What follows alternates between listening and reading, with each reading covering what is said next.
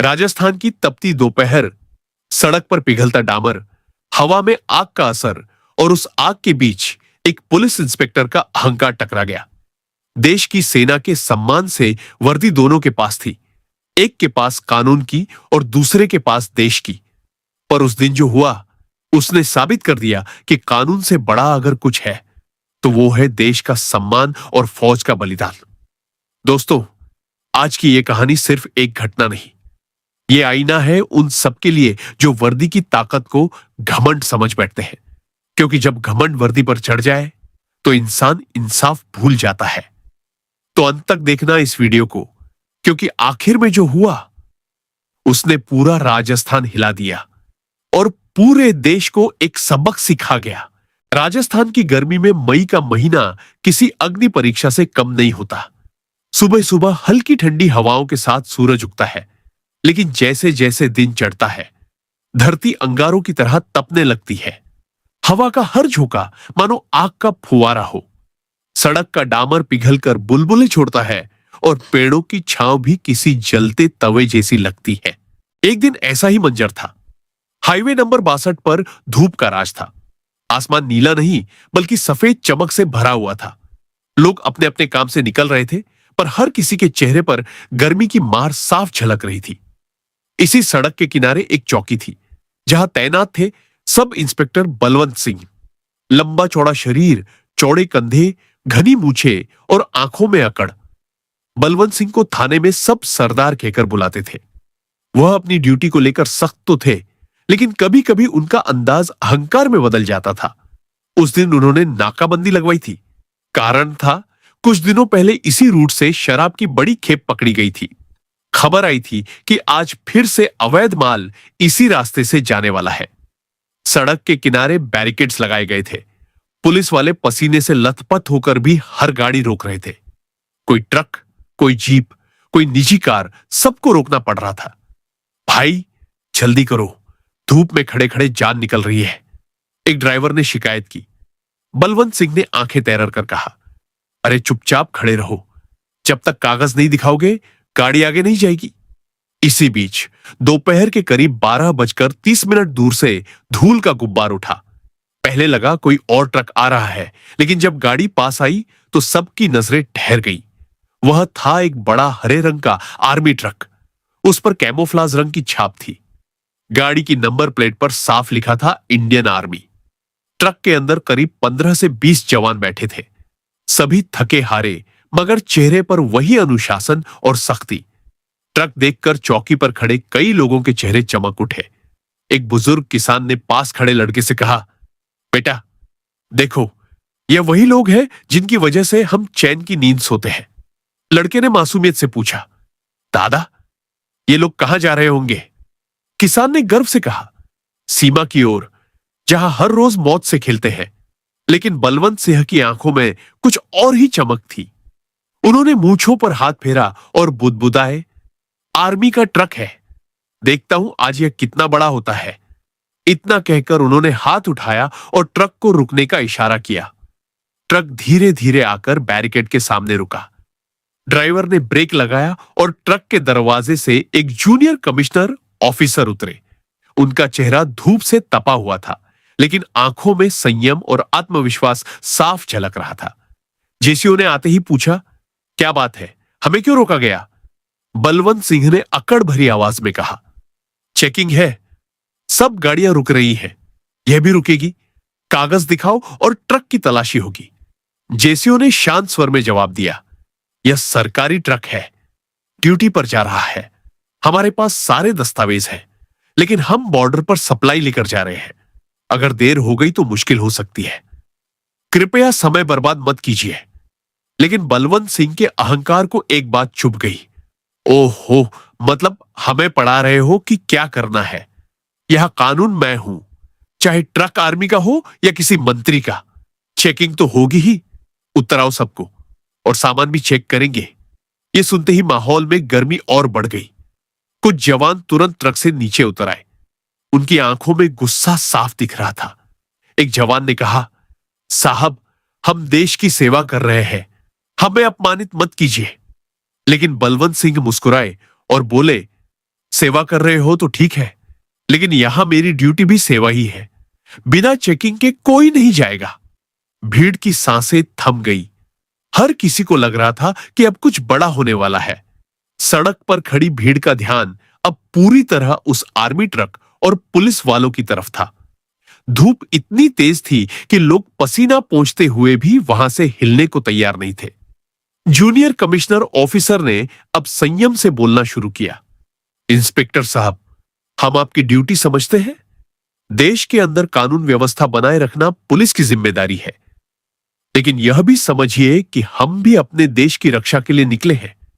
यह truck border पर जाने वाली सप्लाई लेकर जा रहा है। अगर इसमें देरी हुई तो सीधा असर सीमा पर तैनात जवानों पर पड़ेगा। कृपया हमें रोके नहीं। भीड़ में खड़े कुछ लोग तुरंत बोल पड़े। सही कह रहे हैं साहब, जवानों को मत रोको। यह हमारी सुरक्षा के लिए जा रहे हैं, इन्हें परेशान क्यों कर रहे हो? लेकिन बलवंत सिंह जैसे किसी और ही दुनिया में खड़े थे। उनकी आंखों में वही पुराना अहंकार चमक रहा था। अरे वाह, तो अब पुलिस को आर्मी आदेश देगी। यह कानून का पालन करवाने की जिम्मेदारी हमारी है, चाहे गाड़ी किसी की भी हो, आम आदमी की, नेता की या आर्मी की। चेकिंग होगी, समझ गए? जवानों के चेहरे पर गुस्सा झलक रहा था। साहब, लहजा बदल लीजिए। हम सैनिक हैं, गुंडे बदमाश नहीं। आप हमसे ऐसे बात नहीं कर सकते। भीड़ ने जोर से तालियां बजा दी। बलवंत सिंह का चेहरा लाल हो गया। फिर अचानक माहौल गर्म हो गया। कुछ लोग मोबाइल निकालकर वीडियो बनाना शुरू कर दिए। ऐसा लग रहा था मानो कुछ ही पलों में भिड़ंत हो जाएगी। तनाव इतना बढ़ गया कि सड़क पर वाहनों की लंबी कतार लग गई। लोग धूप में खड़े होकर भी तमाशा देखने से पीछे नहीं हट रहे थे। जेसीओ ने स्थिति को संभालने की कोशिश की। इंस्पेक्टर साहब, यह आपकी गलती है। आप चाहे तो हमारे कागज देख सकते हैं, लेकिन जवानों को उतरवाकर ट्रक की तलाशी लेने का अधिकार आपको नहीं है। कुछ ही मिनटों में हालात बदलने वाले थे। करीब 20 मिनट बाद सड़क पर एक जीप तेजी से आती दिखाई दी। जीप पर भी आर्मी का झंडा लगा था। उसमें से एक मेजर साहब उतरे। ऊंचे कद, तेज निगाहें और चेहरे पर वही आत्मविश्वास जो हर अवसर में होता है। मेजर ने आते ही स्थिति को देखा। जवान अनुशासन में खड़े थे, पुलिस वाले अकड़ में थे। मेजर सीधे बलवंत सिंह के सामने जाकर खड़े हो गए। इंस्पेक्टर साहब, आप जानते भी हैं कि आप क्या कर रहे हैं? यह आर्मी का आधिकारिक वाहन है। इसमें संवेदनशील सामान है। अगर समय पर बॉर्डर तक नहीं पहुंचा तो इसका सीधा असर देश की सुरक्षा पर पड़ेगा। भीड़ ने तालियां बजाई। लोग मेजर के समर्थन में चिल्लाने लगे। सेना जिंदाबाद, हमारे जवानों का अपमान बर्दाश्त नहीं करेंगे। बलवंत सिंह का चेहरा उतर गया, लेकिन फिर भी उन्होंने आखिरी कोशिश की। देखिए मेजर साहब, हम तो सिर्फ अपना काम कर रहे हैं। हमें आदेश मिला है कि हर गाड़ी की चेकिंग हो। मेजर की आंखें सख्त हो गई। आदेश का मतलब अंधापन नहीं होता। इंस्पेक्टर, अगर कानून व्यवस्था बनाए रखना आपकी जिम्मेदारी है, तो देश की सीमाओं की सुरक्षा हमारी जिम्मेदारी है। हमें रोककर आप देश के साथ खिलवाड़ कर रहे हैं। अगर आप तुरंत रास्ता नहीं खोलते तो मुझे मजबूरन कार्रवाई करनी पड़ेगी। भीड़ से आवाज आई। हां, सही कहा। तनाव अपने चरम पर था। पुलिस और आर्मी आमने सामने खड़ी थी। लोग सांस रोक के देख रहे थे कि अब आगे क्या होगा। बलवंत सिंह अब तक अकड़ में थे, लेकिन मेजर की सख्त आवाज ने उनके आत्मविश्वास की नींव हिला दी थी। आपकी ड्यूटी का हम सम्मान करते हैं, लेकिन आपको यह समझना चाहिए कि यह सेना का वाहन है। इसके अंदर गोपनीय और संवेदनशील सामग्री है। आप पुलिस के नाम पर अपनी ताकत का दुरुपयोग कर रहे हैं। यह केवल गैर कानूनी ही नहीं, बल्कि देशद्रोह के समान है। अगर हमारे सामान में देर हुई तो इसका खामियाजा पूरी चौकी को भुगतना पड़ेगा। भीड़ में शोर उठ गया। सेना सही कह रही है। पुलिस वाले हद से बढ़ गए हैं। देश के रखवालों को रोकना शर्म की बात है। बलवंत सिंह ने भीड़ की तरफ देखा। हर नजर अब उनके खिलाफ थी। बलवंत ने गहरी सांस ली। उनके हंट कांप रहे थे। फिर अचानक उन्होंने हाथ जोड़ दिए। माफ कीजिए मेजर साहब, शायद मैं हद से बढ़ गया। मेरा मकसद आपको अपमानित करना नहीं था। कृपया इसे मेरी गलती समझकर माफ कर दीजिए। यह सुनते ही भीड़ में सन्नाटा छा गया। मेजर ने गंभीरता से कहा, इंस्पेक्टर साहब, माफी मांगने से गलती मिटती नहीं है, लेकिन अगर आप सच में अपनी गलती समझ गए हैं तो यह आपके लिए सबक होना चाहिए। याद रखिए, देश की सेवा करने वाले जवानों का रास्ता रोकना अपने ही देश को कमजोर करना है। अगली बार यह गलती मत दोहराइए। बलवंत सिंह ने सिर झुका लिया। जी, आगे से ध्यान रखूंगा। मेजर ने अपने जवानों को इशारा किया। वे वापस ट्रक में बैठ गए। गाड़ी का इंजन गरजने लगा। जब ट्रक आगे बढ़ा तो भीड़ ने जोरदार तालियां बजाई और लोग गर्व से चिल्लाने लगे, सेना जिंदाबाद, भारत माता की जय। ट्रक धूल उड़ाता हुआ दूर निकल गया। धूप में चमकता हुआ तिरंगा और हरे रंग का वो ट्रक लोगों की आंखों में एक गर्व की चमक छोड़ गया। भीड़ धीरे धीरे छड़ने लगी, लेकिन बलवंत सिंह वहीं खड़े रहे। उनके सिपाही भी चुप थे। उस पल बलवंत सिंह का चेहरा झुका हुआ था। उनका सीना, जो हमेशा अकड़ से तना रहता था, अब ढीला पड़ चुका था। उन्होंने मन ही मन सोचा, आज मुझे सबक मिल गया। ताकत का घमंड इंसान को अंधा बना देता है। असली ताकत दिखावे में नहीं, बल्कि सेवा और त्याग में होती है। यह कहानी गांव गांव में फैल गई। लोग इसे अक्सर सुनाते और कहते, देखो, घमंड चाहे पुलिस का हो या किसी और का, टूटक कर ही रहता है। असली इज्जत तो उसी को मिलती है जो देश के लिए बलिदान करता है। बलवंत सिंह ने उस दिन से अपने रवैये में बदलाव लाया। अब वह चेकिंग के दौरान भी इंसानियत से पेश आते। उनकी आवाज से अकड़ कम हो गई और जिम्मेदारी की भावना बढ़ गई। इस घटना ने बलवंत सिंह को एक नया दृष्टिकोण दिया। उन्होंने समझा कि वर्दी चाहे पुलिस की हो या आर्मी की, उसका असली मकसद जनता और देश की रक्षा करना है।